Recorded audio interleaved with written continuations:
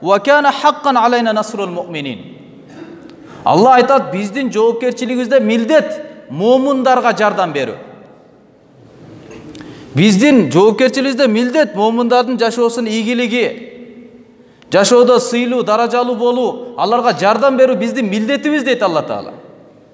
Wa la tahinu wa la tahzanu wa antumul a'launa in kuntum mu'minin. Wa la tahinu. Силер коркпогула, алдан тайбагыла. Wa la tahzanu. Жана силер өкүнбөгүлө. Wa antumul a'launa. Силер дайыма үстөн болосуңар. Дайыма силер бийик болосуңар. In kuntum mu'minin. Эгерде момун боло турган болсоңар. Эгерде имандуулук деген сыпат силерде табылып тура турган болсо, анда силер дайыма ийгиликте болосуңар. Демек, урматтуу тууган, Кур'андан бул үммөттүн оорусун эгер аныктай турган болсок, анда Кур'ан айтып жатат. Момундардын, сахабалардын негизги алардын ийгиликке жеткендигинин себеби жүрөктөгү имандуулуктун толуктугу болчу. Алардын имандуулук сыпаты толук деңгээлге жеткен эле. Улайкалладин имтаханаллаху кулубахум литтаква. Кур'анда Алла айтат, сахабалар Аллах Таала жүрөгүнү таквачылыкка, Аллахтан коркууга сынак алган дейт.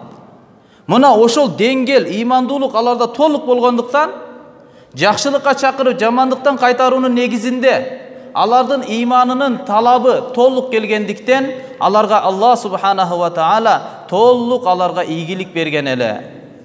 Качан бул иш кылынбай калды, бул мээнет болбой калды, адамдар бири-бирини жакшылыкка чакырып, жамандыктан кайтарбай калды, буну кафырлар үчүн деп түшүнүп калды.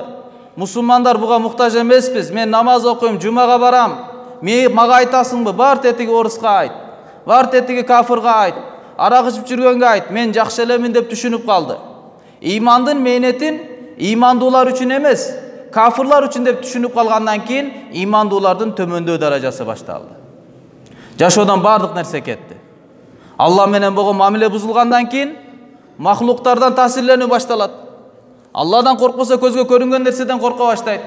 Аллах Таала аны махлукка тапшырып койду.